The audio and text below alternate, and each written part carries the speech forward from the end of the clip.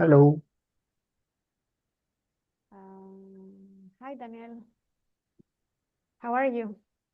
I'm fine. How are you? Very good, thanks. Thank you for joining. So it's good to know that you have no problem with the link. We had some No, problem no before problem. in previous webinars with some panelists that, well, it didn't work the link, so that's why we wanted to try. Okay, all right. What time is it over there? It's 34 past 4 p.m. Oh, okay. Yes. Hello, Madeline. Good morning. It's early for you. Good morning. Good morning. Thank you for joining. Absolutely happy to be here. Thanks for having us. Thank you. So no problem so far with any of the panelists. For the last one, we really had problems with the link. So that's why I wanted to try early on. Do you That have sounds any, great.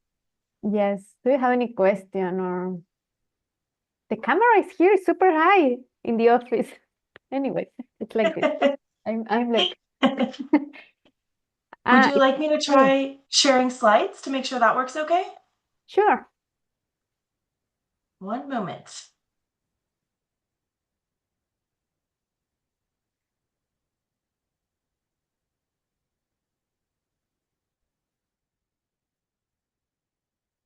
What if I put my, this is it. Now it's better, right? Let's, okay. Much better. Yeah, thank you. Just trying to learn how this works. Okay, I'm not seeing the share slide. Oh, never mind, just found it.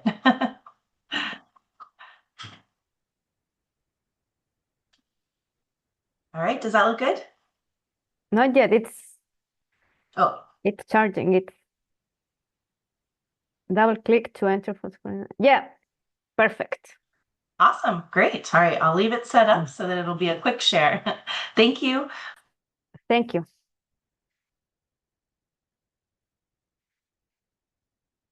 I also wanted to try mine if it's gonna work. Perfect.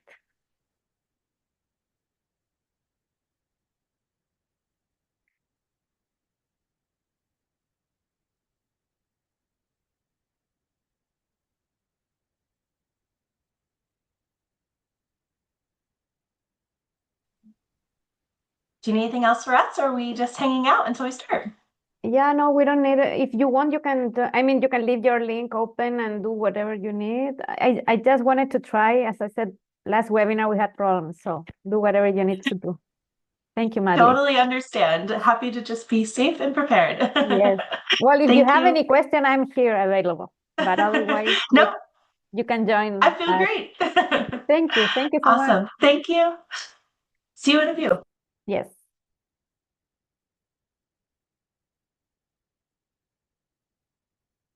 Yes, it's perfect, Daniel.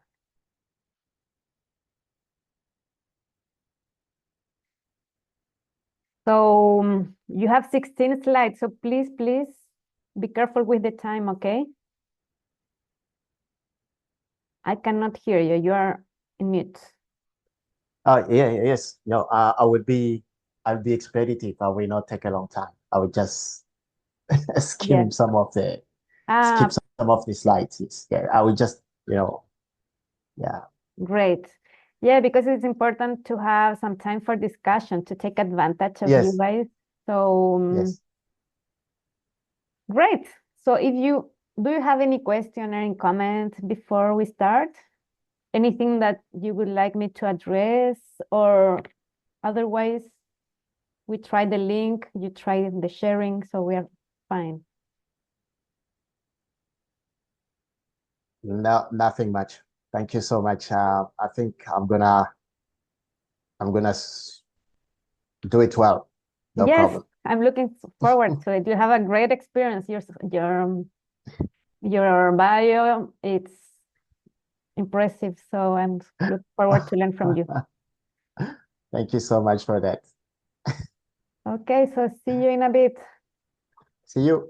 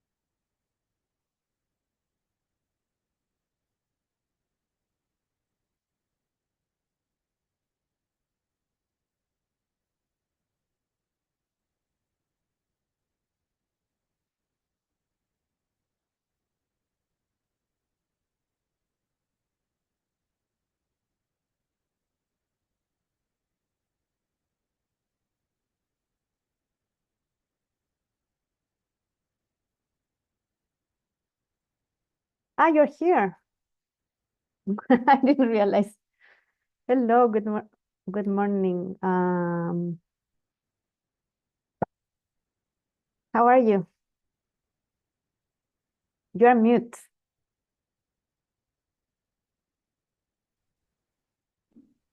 I'm well, thanks. How are you? Very good, thank you. Excited about today's webinar. Yeah, thanks for pulling it together. Yeah, thank you for joining. I know that you had a lot on your plate. You're in Peru right now, right? Yeah, in the Sacred Valley, which is lovely. Wow. There is a course already on these days also in Peru organized by the Colorado State University. Are you involved on that one? On protected No, I'm areas? not. Okay. No. I know Ryan and all of them, but I don't I hadn't realized they were doing something right now. I think it's on these days. I thought that you were, yeah, this week probably. Maybe I'm Hmm. wrong. Maybe it's next week. Okay, so here's Hi, Madeline Madeline. and See you. Daniel Nice to also. see you. Hi, Um, Brent. Hi, Daniel. How are you? I'm well, thanks. Yeah, Nice to see you again. good to see you. Okay. Thanks for joining this.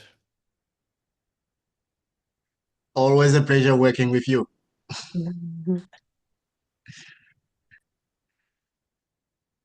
And Magdalene, I understand we have quite a few registrants and yes, we have 280. yeah, We good. expect 50% of them to join. But then afterwards, it will be recorded and a lot of people are looking for the videos of our past webinars. So Yeah. we'll, Well, we'll have a bigger audience. I've had several people ask me this morning if they can Really? join, even though they're not a member. And it's like, member of what? Sure, great. Yeah. Hi, Cheryl. So we are just waiting for Jacob. I'm gonna write him an email and I will start the session, okay? Great. Good afternoon, everyone. Hello. Hello, Magda.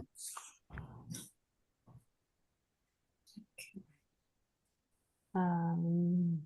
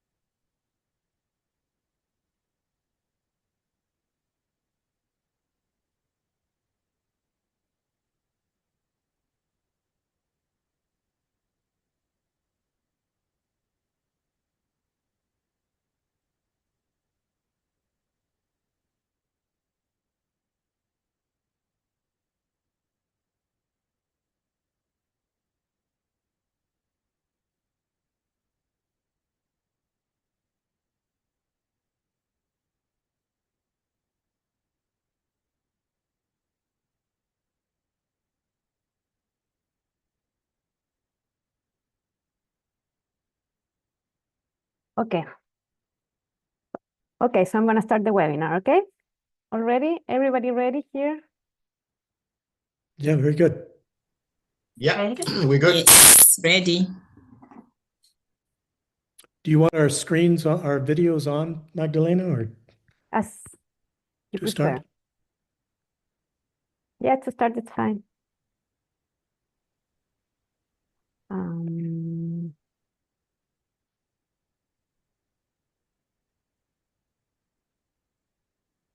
so I did.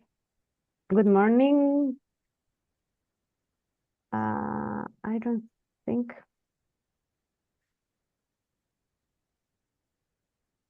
you don't see the participants, right? Mhm. No, not yet. Not yet. Okay.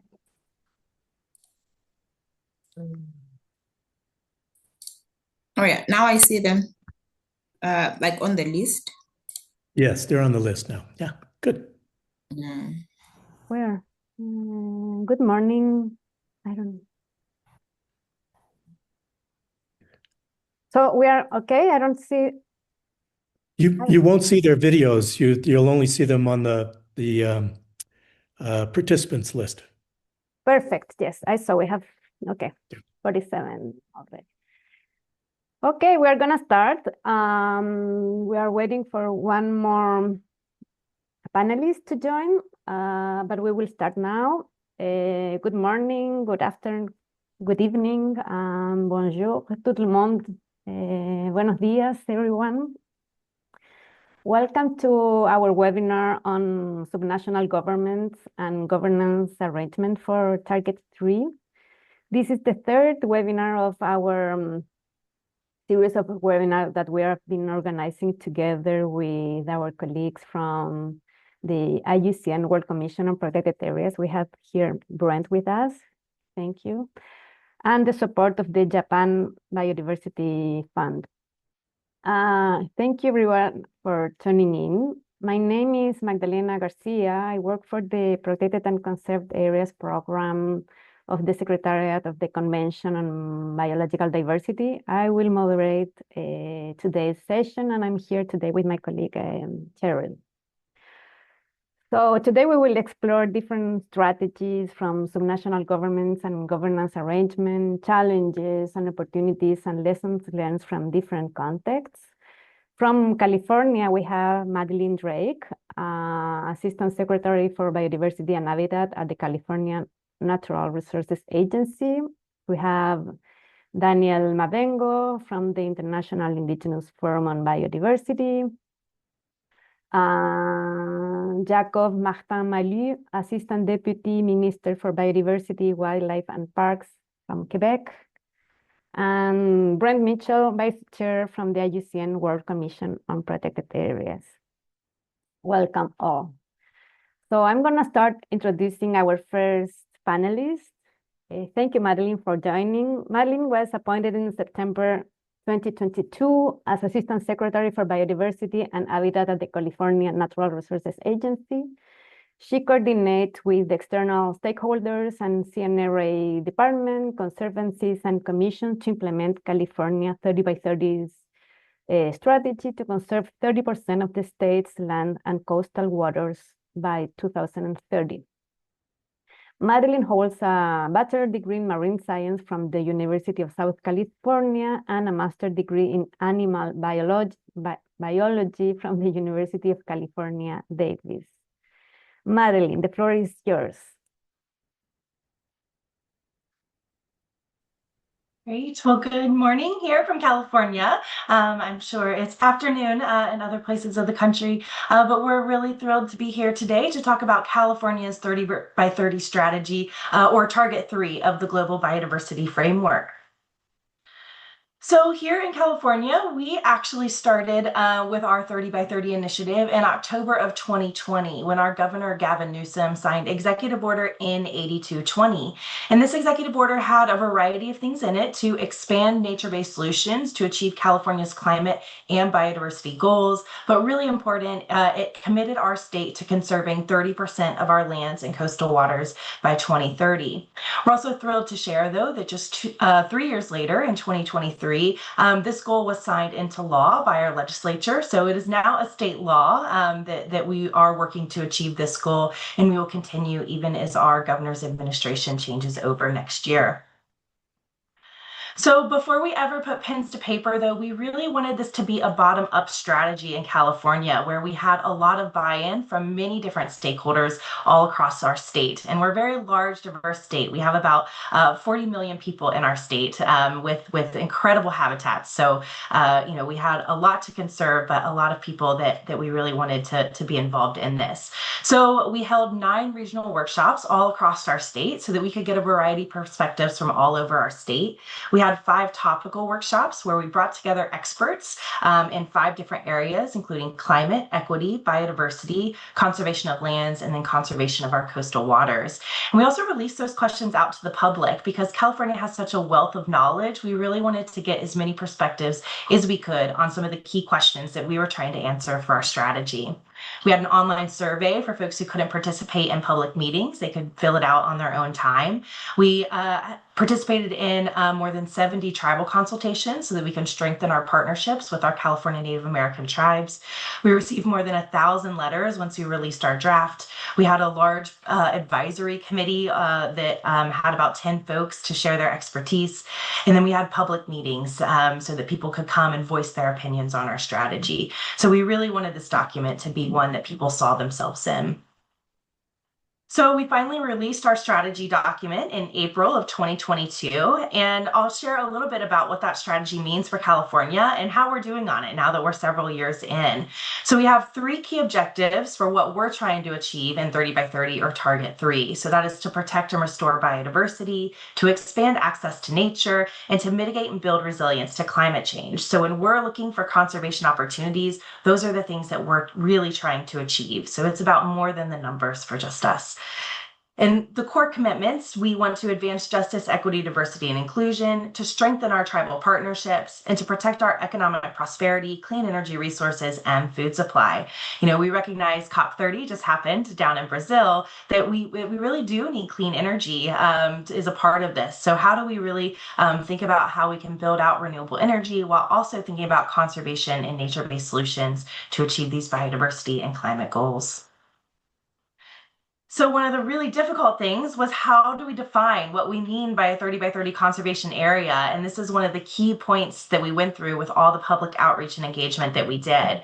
And the conceptual definition that we sort of came with together was land and coastal water areas that are durably protected and managed to sustain functional ecosystems, both intact and restored, and the diversity of life that they support. So the 2 big key things here in California is that it must be durably protected and it must have a management plan that includes biodiversity. So where we're at right now, well, we're at 26.1% of our lands and 21.9% of our coastal waters. So since we started in 2022, we've added about 2.5 million acres. And I know we're weird here and use acres. So in hectares, you know, it's about 1 million hectares.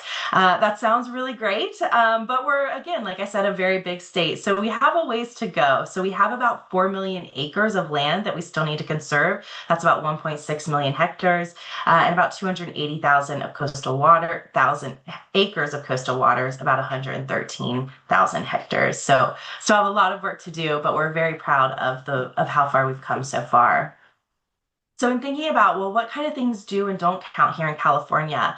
Well, the first picture on the top left, that's Yosemite National Park. So our national park areas that the public gets to enjoy, but also are really managed for great habitat for biodiversity. So if you're ever in California, I would highly recommend checking out Yosemite National Park. The middle picture on the top, that's one of our 124 marine protected areas. And we're really proud that these just received the IUCN Green List Award in 2025 as one of the first networks that were added to this list. So we're really proud of how these are managed and how they are protecting our biodiversity across the coast. And then this last picture here, the one with bulldozers, that's an area that actually does count. So here in California, things can still be under restoration. So this area right here, this is one of our state parks up in our redwoods, and it used to be timber harvest land, but now it's being restored to a state park. So, you know, we go ahead and count it, even though we know we have restoration to do, that in the long term, it is going to be managed for biodiversity and it is durably protected.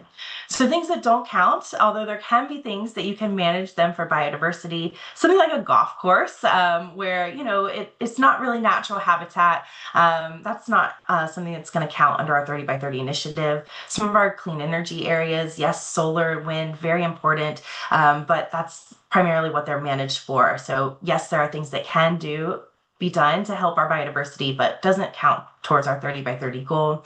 And then row crops, like unnatural agriculture. However, there are some working lands that do count here in California, things that have that management plan for biodiversity, something that might have a conservation easement on it. So some working lands do, but things that aren't managed naturally wouldn't here in California. So our strategy has 10 different pathways for how we're hoping to achieve the 30 by 30 goal. I won't go through all of these, but I encourage you to check out the strategy. It is obvious things like acquiring more land and getting easements. It's also working to enhance conservation on public lands where they don't have those biodiversity protections that we're hoping to see. And it's also about restoration and continuing to evaluate our progress as we go. We have a suite of mapping tools that we worked really closely with to really empower folks so that this can be a bottom-up effort so that they can see opportunities. So anybody can go on and see the areas that are conserved on our website, but you can also look and see where's there biodiversity-rich places, where are there places that are limited in access, and what do the climate projections look like so that hopefully we can encourage folks to go out in their local communities and see areas that they want to get protected for the 30 by 30 goal. And then the way we move this all forward is what we call the 30 by 30 partnership. And this is open to anybody who wants to join, government partners, community partners, our legislature, our legislative staff, students, researchers, public, private, anyone who loves nature can be a part of this. We do have some key groups that really are sort of a little bit more defined, but we bring everybody together for a big summit every year. And we're really grateful that some of our international partners were able to join this past year so that we can keep the momentum up and really come all together to how we can achieve this goal.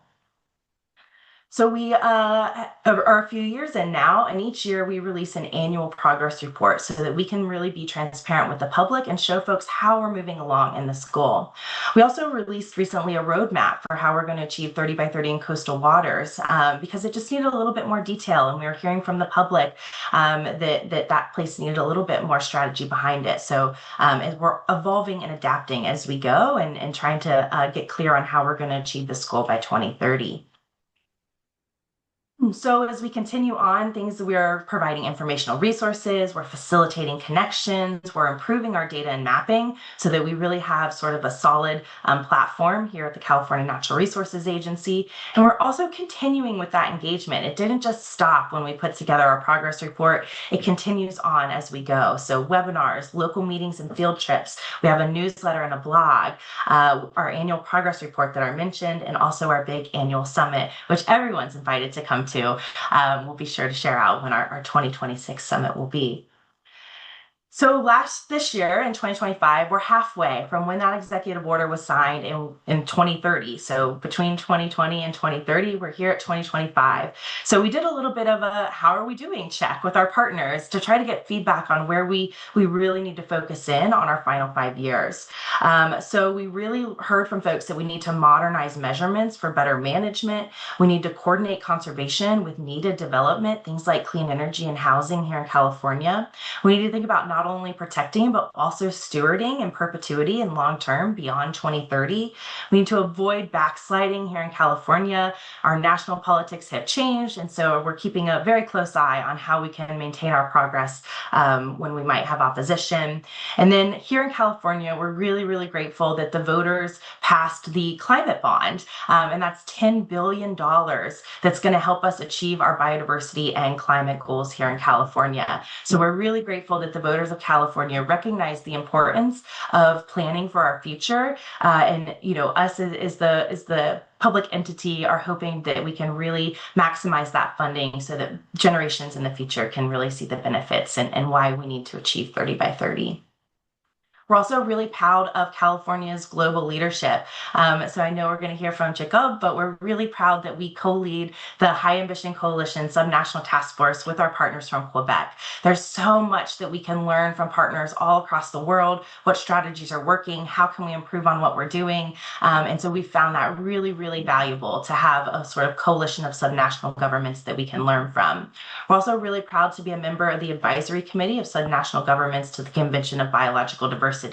Even though we're a subnational and can't hold an official spot at the negotiation tables of the Conference of Parties, we're really proud that we can still be involved and showcase our work and how we can achieve. Since California is such a large economy with many, many folks, we feel like we have a lot that we can share, but also a lot that we can learn. So I really appreciate us taking the time to share, and I'm excited to hear the other folks and get into conversation. But I do just want to share our website so you can check out all the things that I talked about today. Our website is californianature.ca.gov, so really encourage you to go and check it out. Thank you. Thank you so much, Madeline. Great, everything that you have been doing from the partnership, like the summit, impressive. All the participation that is involved, like I was really, really impressed. Also the GIS that is open for the public. I really, really love that. And great news about the Climate Bond Fund that it's gonna be just passed by the California state. Thank you so much. So we will continue with our second panelist, Daniel Mabengo.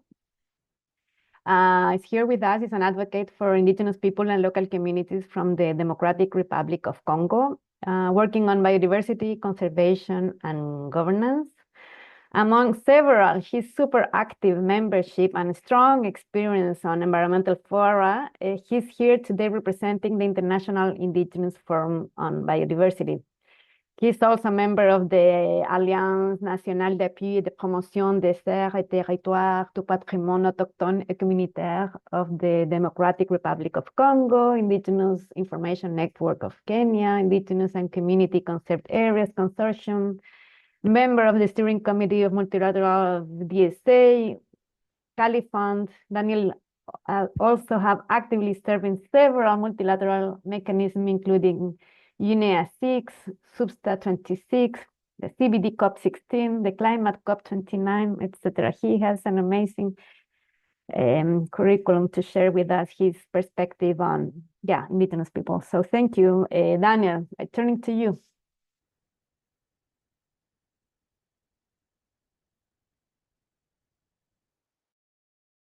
Thank you so much. Thank you so much, Magdalena, for the presentation.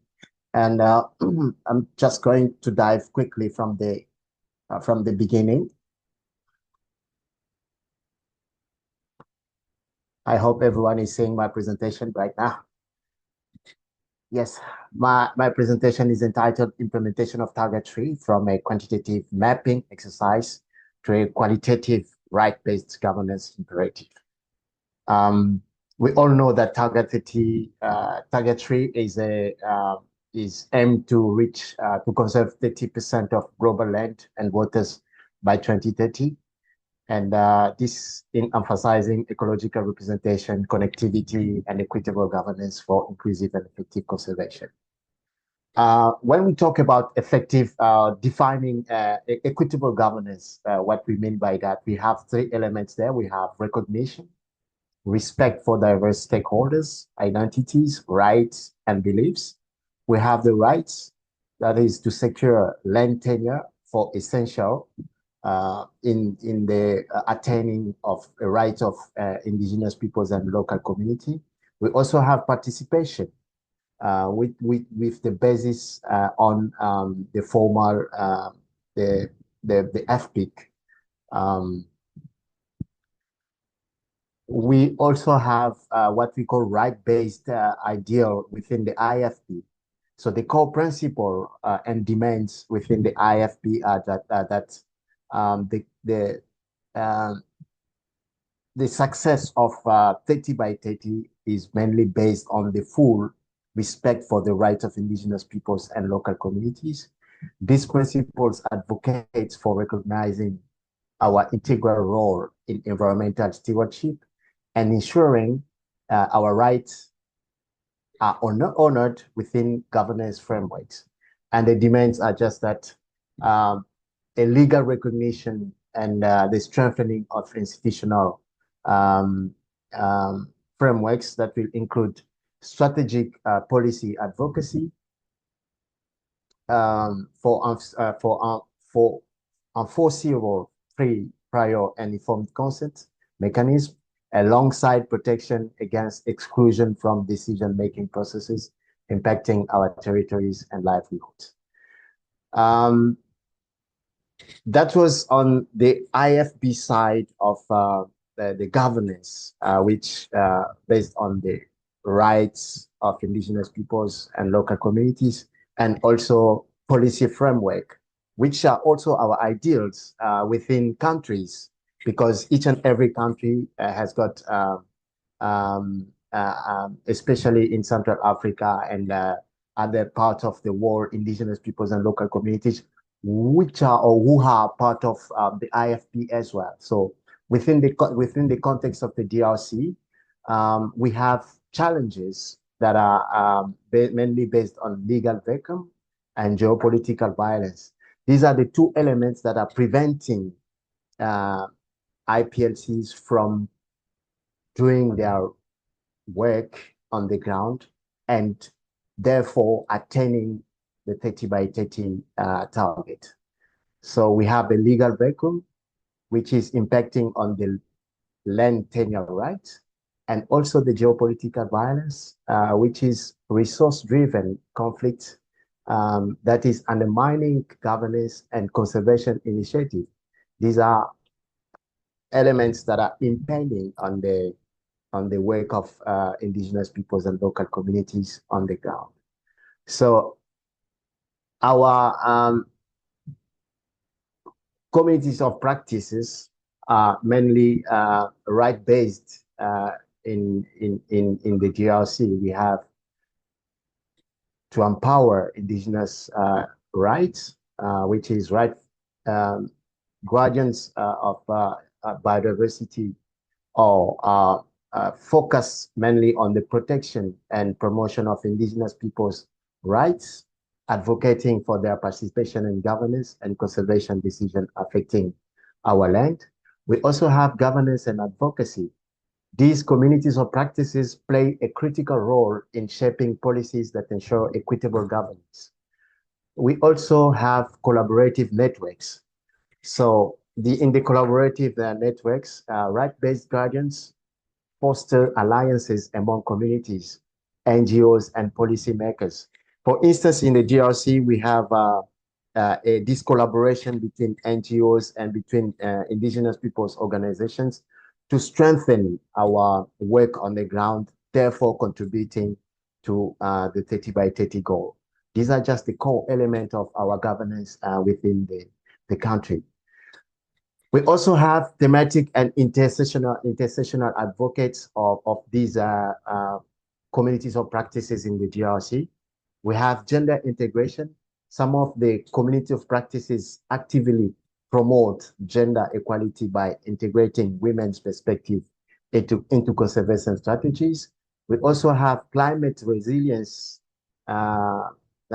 communities of practices that are addressing climate issues, enhancing community resilience against environmental changes.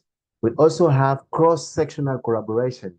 These are thematic community of practices facilitating collaboration across different sectors, such as health and education and so forth.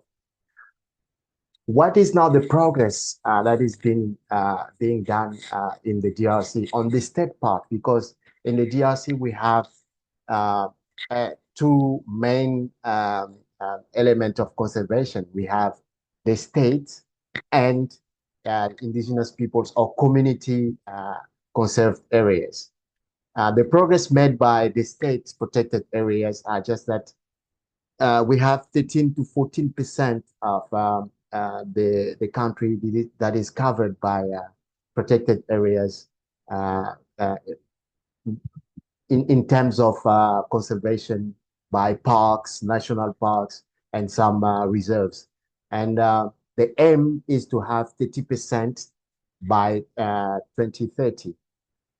But we have seen that this 30% cannot be achieved without the participation and the inclusion of indigenous peoples and local communities. Therefore, we have these management partnerships that are being done to address this downfall of the national parks and so on. And this gives a mixed effectiveness result. Therefore, we have current management partnerships have shown mixed effectiveness in achieving conservation goals with some successes in governance, but persistent challenges in stakeholder engagement and community involvement. That's what I'm saying. Some of the parks or most of the parks don't, or in the past, they were not being able to include communities or to include indigenous peoples and local communities in the management of the parks. Now that we have done some work, civil society, indigenous peoples and local communities, organizations have done some groundwork. We now have to come to see that these national parks are right now trying to include community in the management of the parks, and which is a mixed effectiveness as shown there. We also have some challenge of weak monitoring. Despite improvement in management strategies, there remains a significant gap in monitoring, leading to inadequate assessment of conservation outcomes and insufficient community involvement in decision-making processes. So lately, into 2022, the government has taken a bold step in recognizing the rights of indigenous peoples within the DRC. We have now a new law that has been enacted to recognize these rights and also the rights to owning the land and all of that. But still, the implementation has to take place. The key challenges that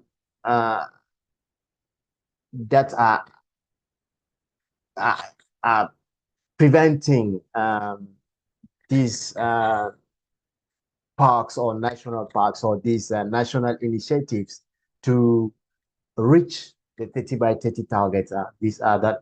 We have the risk of paper parks. Many proposed conservation areas lack effective management.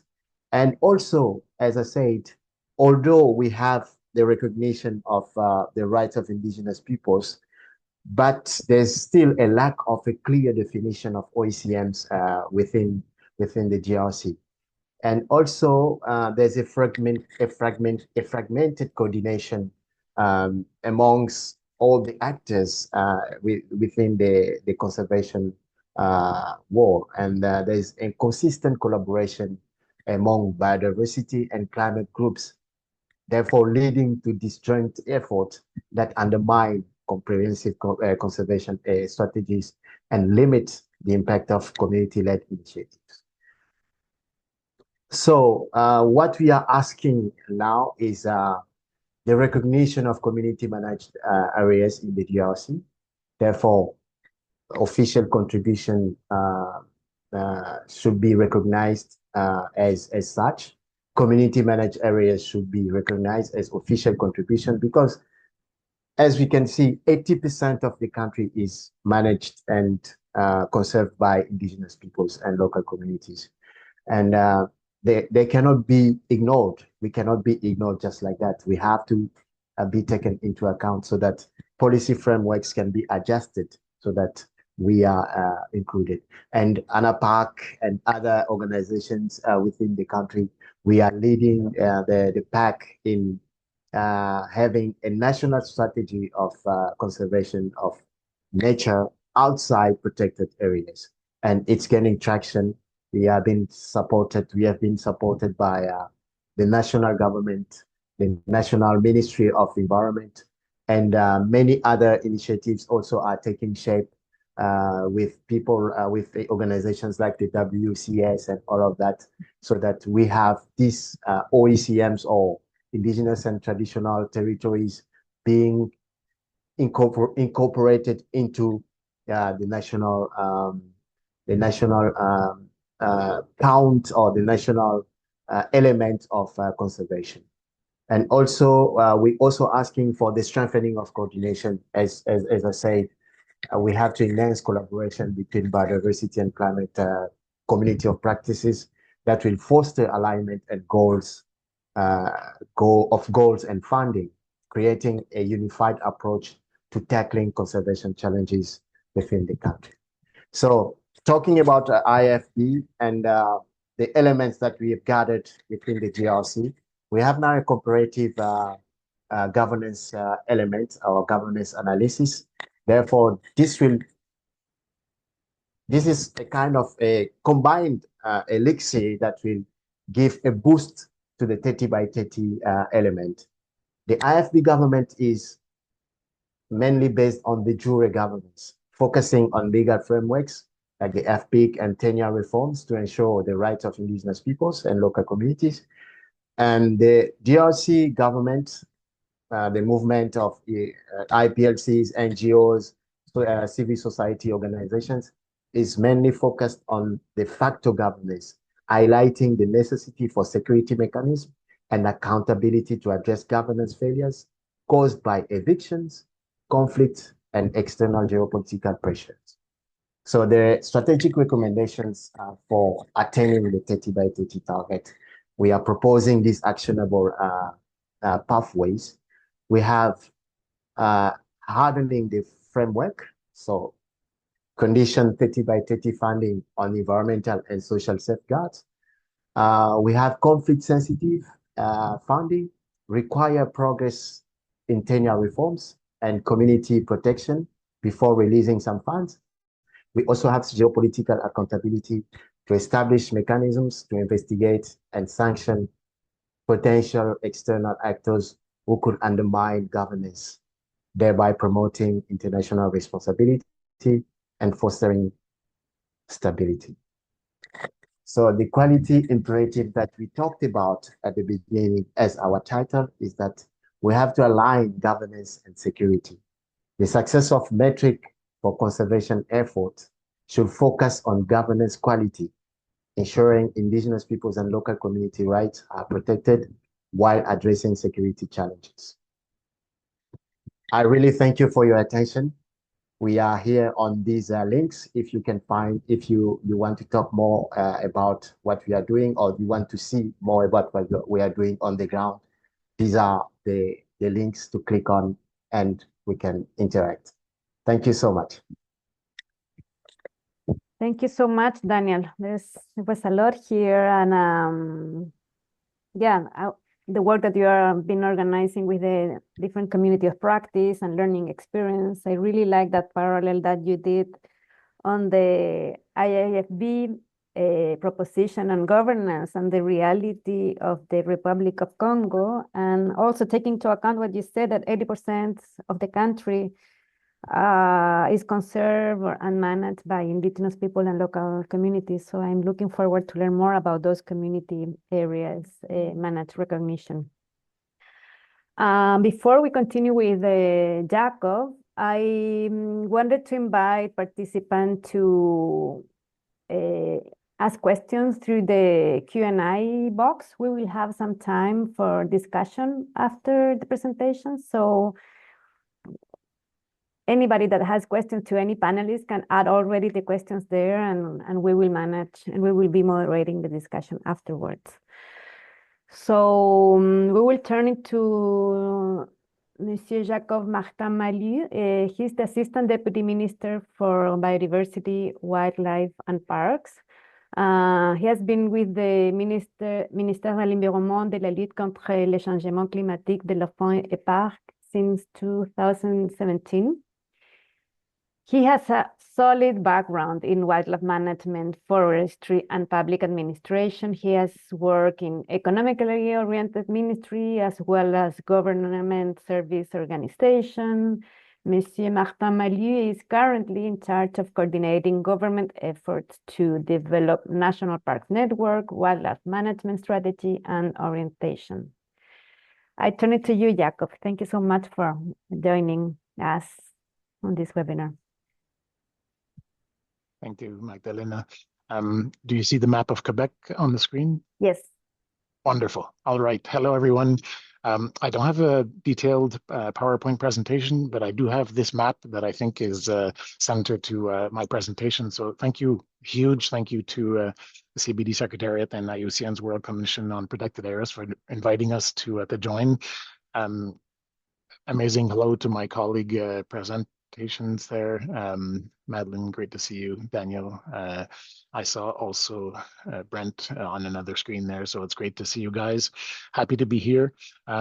As Madeline did mention, Quebec is advancing towards Target 3 and have been very proactive in this work.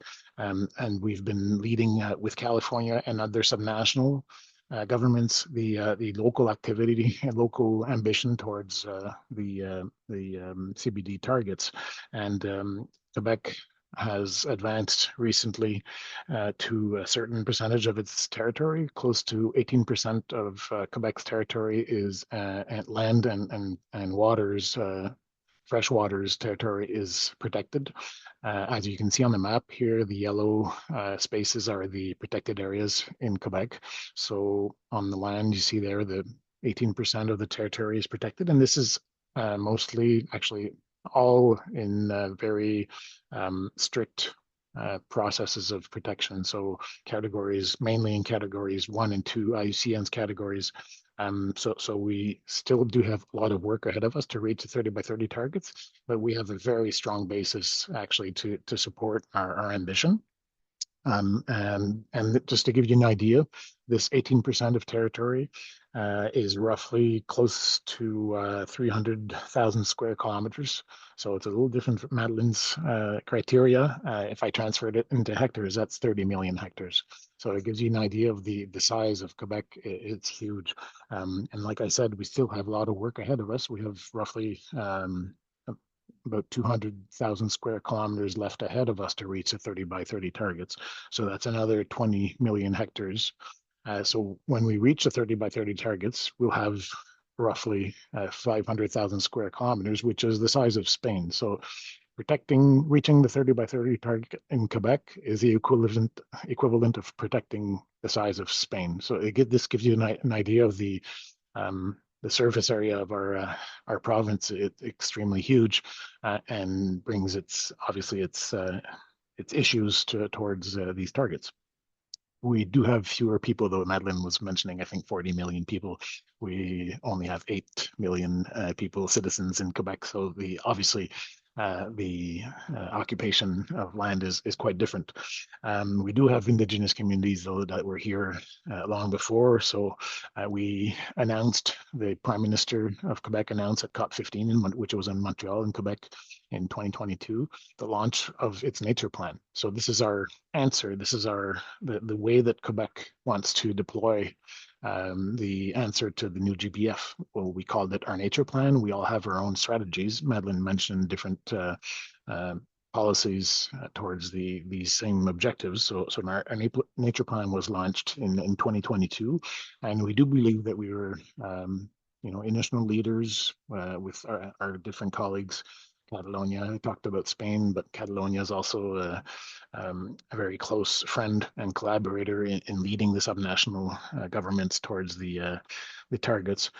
So we are pioneers with these colleagues, and we're just back from Abu Dhabi this fall at the IUCN World Congress. And once again, subnationals were very effective in showing how protection of biodiversity actually is being done at a local level. So obviously inside the nature plan, we do have target 3 as a main objective, so that's 30% conservation by 2030. So we launched this general plan, the nature plan, through a very robust consultation of the whole of society. And this is also a very important aspect of the GBF, so this whole of government and whole of society approach. So we branded the consultations in a whole of society approach. So we've had people from obviously agriculture, industry, forestry, municipalities, research, finance, recreational, general public were participated in this great consultation. And most importantly and fundamentally, First Nations and the Inuit people from the province of Quebec were central to this the development of the nature plan. So they participated in a very specific channel to support this framework. So there were 2 phases of consultation. Roughly, it was about an 18-month period of work to build the nature plan right after COP15. So from 2020, I'd say 2023 to 2024, this period was launched. We had many consultations with all communities and local communities and First Nations throughout the entire territory of Quebec. So we had local discussions to co-construct this nature plan and build the plan's foundations and many of its targets. So the implication of First Nations was fundamental to have a nature plan that was actually credible, and that had its own life and wasn't only a government's initiative. So we also supported the nature plan with a specific budget. So Quebec announced after signing an agreement with the federal government, roughly a budget of $1.1 billion Canadian dollars to support the nature plan. And some funds were secured specifically for First Nations initiatives. So we do have support between $30 to $60 million that are tagged ahead of time to support Indigenous leadership towards conservation, towards nature and conservation in Quebec. More recently, the First Nations of Quebec and Labrador Sustainable Development Institute announced a fund, a $15 million Indigenous Leadership Fund for Biodiversity Conservation. So we're actually transferring these funds to First Nations so they can themselves develop their own program to support their communities in biodiversity initiatives.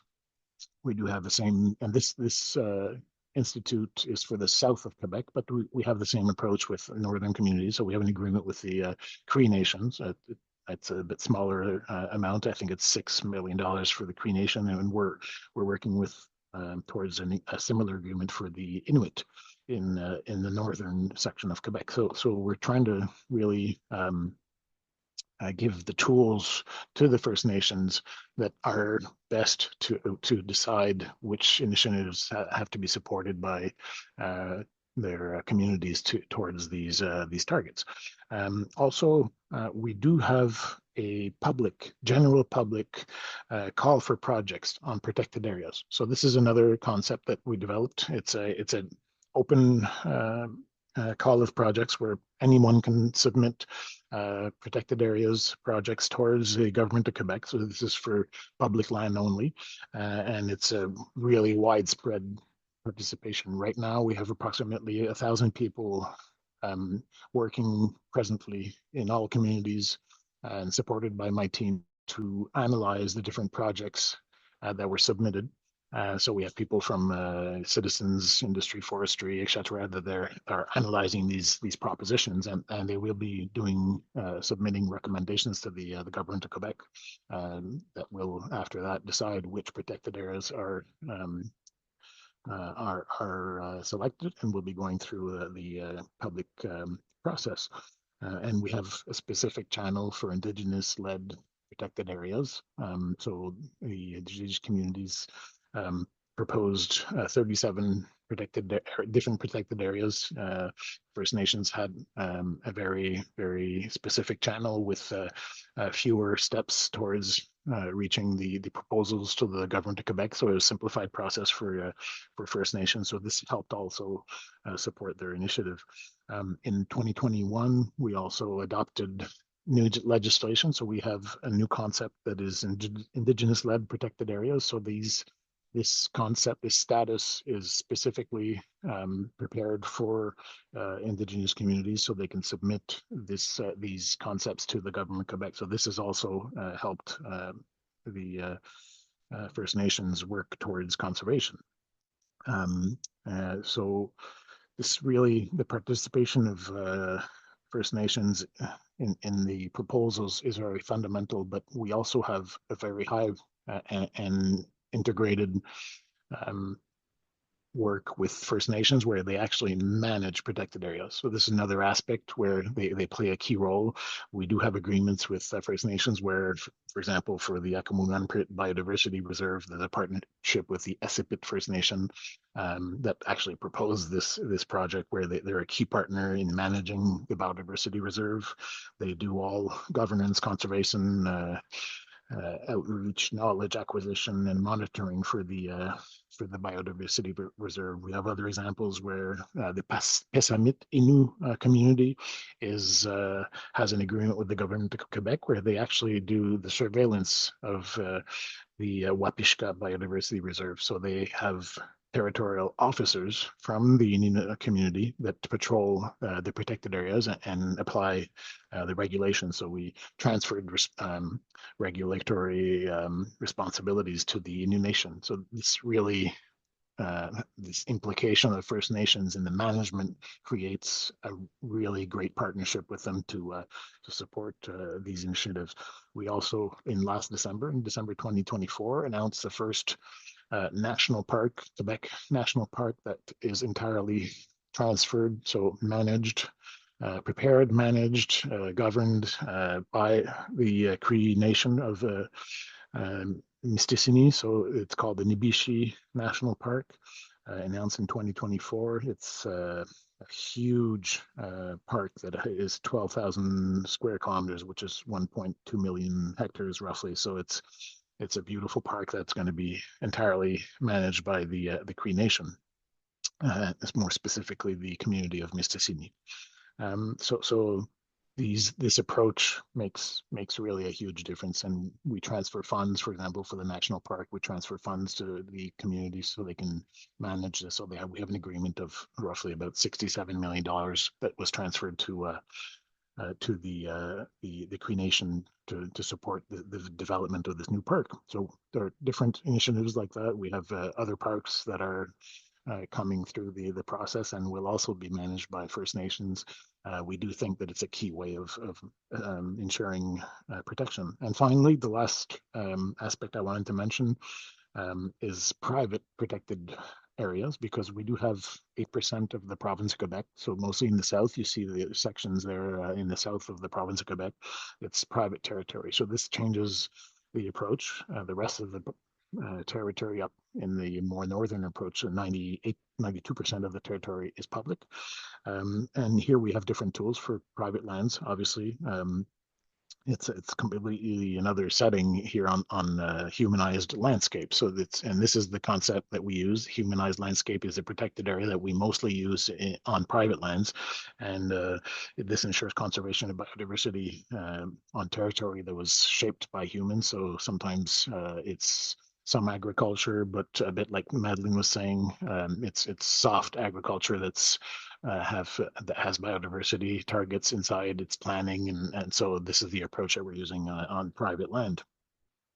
So municipal authorities are generally the authority that lead these kinds of projects, and we do have some voluntary approaches also where private owners actually decide to submit their private lands to perpetual conservation servitudes through the nature reserve that we have in Quebec. So they're obviously very smaller. You see those small yellow dots there in the southern part of Quebec. It's much smaller protected areas, but in highly important biodiversity spots. So we also support this. We've transferred some funds to some NGOs, about $150 million to NGOs, so that they can help raise other funds and actually support the acquisition of private lands and make them and transfer them into natural reserves so that they can protect these private lands in the southern part of Quebec. So these partnerships have been great for this this southern part of Quebec. So this initiative also really helps on maintaining access to nature for citizens, which is a high priority for the government of Quebec. So those are a few initiatives that we have in Quebec, and we've shared this through the different platforms. Madeline was mentioning a few of them earlier on, and have learned highly from our partners from California and from others, and we're very interested in sharing these approaches with other members of subnational cities so that it can actually be helpful to others. So that's the general presentation I wanted to mention. Once again, thanks again for having us. We do believe the subnationals can play a key role towards the global biodiversity framework, and Indigenous-led leadership, I believe, create these conditions that can bring us to success in conserving nature. We've found that this partnership with First Nations has been a key throughout the whole process. So once again, thank you, everyone, and we're quite interested in sharing all of this with you to help build together these targets. Thank you, Magdalena. Thank you so much, Jacob. Wow, so many news and information here. Congratulations for the park in Mysticini, 2,000 square meters. That's huge. Also, I was very impressed about the funding and these categories that are like the indigenous-led conservation led protected areas and the funding that is given to indigenous people in Quebec. I think I will be super interested in learning more about that. We only had a tiny little space here. Yeah, and also, yeah, something that really caught my attention, it's as well as in California, all the participation that you have been leading as a subnational government with 1,000 people proposing protected areas, that's including fishery citizens. I think that's really interesting to discuss. Thank you so much. I would like to have 2 hours to learn more. So we will jump into a discussion before, and at the end, Brent will be doing he will be giving the closing remarks. So sorry. I really invite all panelists, Jacob, Madeline, and Daniel, to answer some of the questions in the Q&A because we won't have time to go through all of them. Unfortunately, but so we will start with some of the questions, okay? Thank you all for the great presentations. So we will start with Madeline, okay? One question for Madeline. Thank you for your great presentation and congrats on the green listing of your MPA network. I'm wondering if and how you are tracking and monitoring your 30x30 targets for inland waters or fresh water, and how you report on this separately from terrestrial protection and conservation. That's a really great question. So we do consider fresh water, and it is a really important piece here in California. It is counted on the land side. So the sort of two distinctions we have is lands, and that goes to our mean high tide line. And then our coastal waters is our mean high tide line to 3 nautical miles off coast, which is what the state has jurisdiction on. So freshwater is still really important and a part of that, as well as estuaries, sort of those areas that are more brackish waters, but there is that line. And I will note that that is a little bit of an arbitrary line, right? Like habitats move, connectivity is a real thing, water flows. So that line is just more of a jurisdictional legal boundary for how things are managed here in California. But freshwater is still really important. It is on the land side, and it has its own data challenges, right? A lot of the water here in California is ephemeral.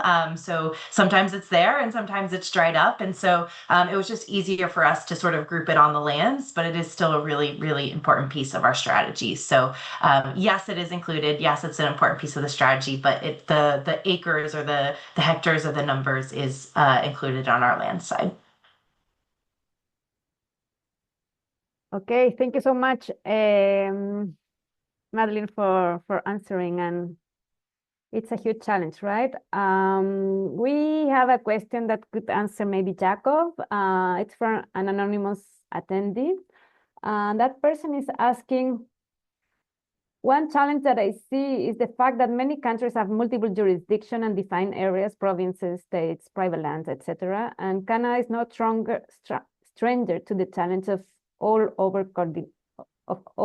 coordination when taking on the coming Montreal Global Biodiversity Framework. Even more challenging, perhaps, that California is taking action even though the US is not a party to the CBD. How do you see this challenge going forward for achieving these and other targets by 2030? That's a great question. And actually, Darlena, the part of my presentation was a focus on the role of subnationals. I think the US example in the question is a good example where, and I'm not doing politics here, by the way, I'm purely posing an administrative approach and like another kind of look to this than politics. But when the national government decides to go in a certain direction, subnationals that do have to deal with biodiversity issues more closely than a national government, I think have to step up and occupy this space like California is doing, although there's a different approach from their federal government. And it's the same thing for when I talk of subnationals, I include local governments also. So cities have a very, very high and important role in protecting biodiversity because it's the biodiversity that's closest to humans. So yes, it's an issue because federal governments can decide to go in different directions through time. But since most of the impacts of nature conservation are actually under subnational responsibilities, I think it's the reason for us to step up in California and Quebec and Catalonia, for example, in Abu Dhabi, were these subnationals stepping up, and we're seeing more and more of this. Governor Newsom from California announced at the IUCN Congress their intention to go forward as becoming a member of IUCN. I believe Massachusetts did the same. Governor Healy did the same. We're getting calls from other provinces in Canada. Actually, members from the government of Alberta, another province in Canada, and Western Canada, were present also at the World Congress. So we're seeing all of these subnational governments stepping up.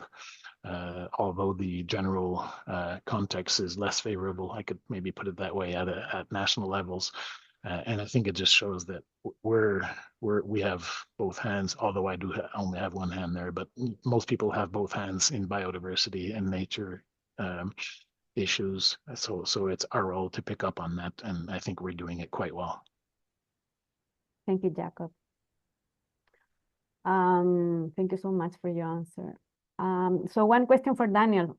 The question is in French, but I'm gonna make a summary. So this person is asking, it's a young leader on biodiversity and management of forest ecosystem, and this person is asking about financing mechanism. Do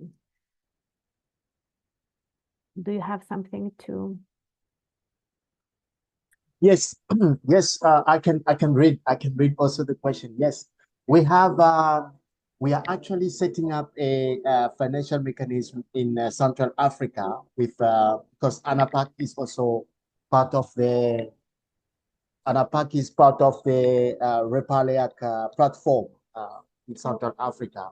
We have the Repaliac Fund that is being set up. Actually, it's gonna cater for all the categories of indigenous peoples and local communities. So it's a great opportunity that we are waiting for to be announced very, very soon. Yes, there's a financial mechanism for indigenous peoples and local communities and the youth as well. Thank you so much, Daniel. So we only have 10 more minutes left.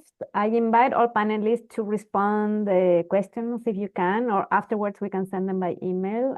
We will be sending the video once it is posted in our site. And if you guys want to share any material, we can add that to the email as well.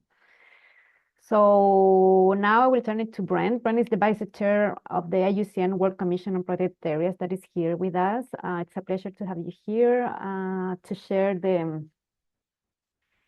some closing remarks. Great, thank you. And thank you, Magdalena, for organizing this webinar, and also to the panelists, Magdalena, Jacob, and Daniel, for taking the time today. Great to see all of you again. We, as the WCPA, we've been partnering with the Secretariat of the CBD to try to promote Daniel used the word community of practice. That's exactly what we're trying to do at a global level, encourage implementation of Target 3. And it's been great to partner with them. And I was really pleased that they were in agreement that this topic was an important one for an early webinar. Because we all know that Target 3 is tremendously ambitious, as all of the GBF is. And as Jacob mentioned, as it's spelled out in the GBF, it's an all-of-society approach. And so we need everybody pitching in different ways. And so subnational governments and other kinds of nations are really important. And you've heard examples. I won't summarize. They all did a great job, but California, is the fourth largest economy in the world. So it's what they do is hugely important. Quebec has been a real leader in conservation.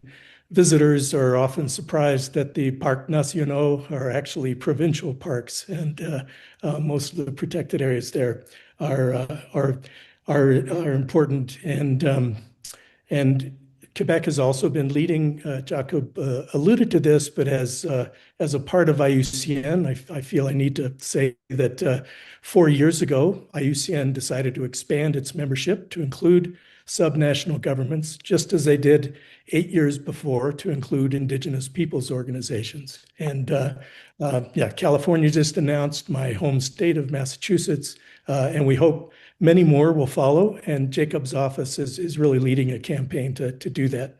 And similarly, Madeline mentioned the High Ambition Coalition and increasing subnational participation in that. So that is great.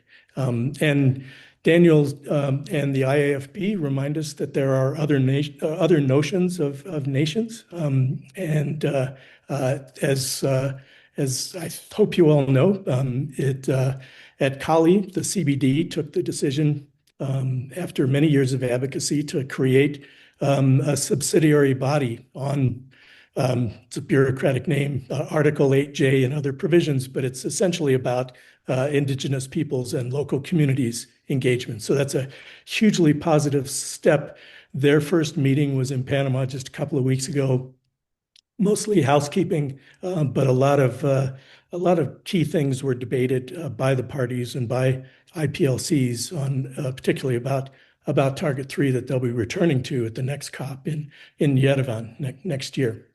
So this is all just really important that we have all actors, including privately protected areas. I was really glad that a question came up on that, and Jacob addressed it. So we really need everybody, and we need to be providing ways that different subnational governments and different kinds of groups that have standing are they have their rights respected, and they have their governance respected, and that we find ways of making sure that everybody can work together. There have been conflicts in the past, and some conflicts persist, but it's really encouraging to see that that's starting to narrow. It's very positive. I was pleased to be invited to California's 30 by 30 summit and to see firsthand how closely they work with Native American tribes, as we call IPs, in the U.S. And indeed, her boss, the Secretary of Natural Resources, is himself Indigenous. And you heard Jacob talk about the Quebec experience. So we're seeing that more and more. And I'm coming to you from Peru. And one of the reasons I'm here is that several Indigenous groups in different ways are investigating ways that Indigenous and traditional territories, as the term is used in the GBF, what are the criteria where they might be recognized within Peruvian systems? So it's really interesting to see that happen. And through the commission, we're interested to see how that bubbles up at a global level and the kind of guidance that we can provide. So I don't want to go on too long, but I think we need all of the actors working together, and we need to create the systems where we can do that. In a lot of countries, there are structural impediments to that. You heard about that, particularly in the case of the DRC from Daniel. That's not uncommon in a lot of countries, but we're starting to address those, and I think we've come a long way in terms of governance and recognizing that we need different kinds of governance, and we need human rights-based approaches as we all approach the rights of nature. And I was reflecting as you were all talking, there's been a hummingbird flittering outside my window, and that hummingbird doesn't doesn't care if it's on private land, if it's on provincial land, if it's on national land. So we really need to be aware of, I liked Daniel's term of governance quality as we go about this. And indeed, 30%, the quantity of 30 by 30 is not the thing we should most be focusing on, at least in terms of how it gets counted in the world database of protected and conserved areas. It's really the effectiveness that's right in the name of OECMs. How do we make, indeed, even the protected areas that are already on the books actually effective? And sometimes that means adjusting the governance and cooperating in different ways in shared governance. So my last point is really from the perspective of WCPA, we're really trying to work back from an outcomes perspective. We all operate under this multilateral environmental agreement, which tends to have very formal language. We've carved up the whole idea of conservation areas into protected areas and other effective area-based conservation measures, which we have less information about, and indigenous and traditional territories, many of which are ancient, but they're a brand new term in terms of these agreements. So how do we get a sense for those? And rather than this is what we have and we want to try to get to Z, what's the Z that we want to get to, and how do we work back?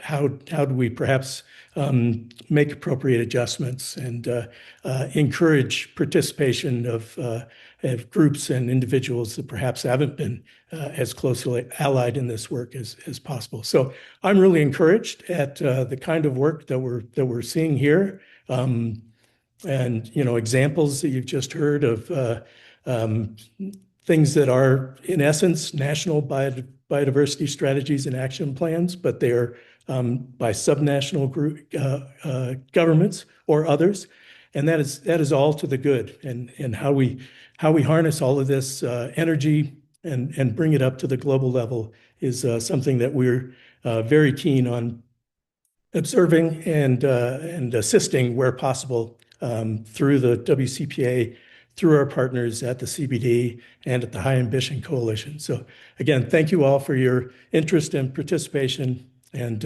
look forward to continuing this work and this conversation with all of you. Back to you, Magdalene.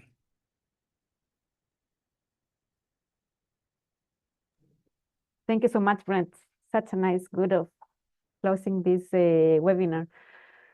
And thank you for the panelists and for all the participants. I will be sharing the video once it is posted in our website, and any document that could be shared. So if you guys, any participant of the community of practice that want to share anything related to this webinar, please send it to me.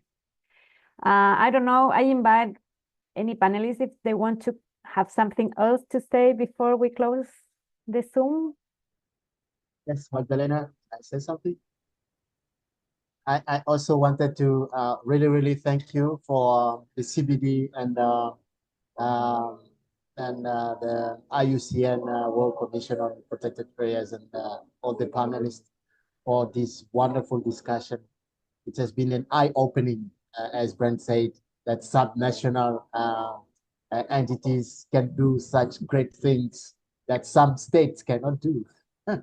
It's really wonderful to see, and also to uphold the rights of Indigenous peoples, like in the First Nations in Quebec. That is really inspiring. If you can also teach this to other nations, I don't know how we will do that, but it's really interesting to see, and I really thank you for this opportunity. Great. So thank you so much. We will be organizing a next webinar soon, so we will be in touch. Thank you, Daniel. Thank you, Madeline, Brent, and Jacob, and Cheryl also for being very supportive. Bye. Ciao, everyone. Bye. Ciao. Thanks, everyone. Bye-bye.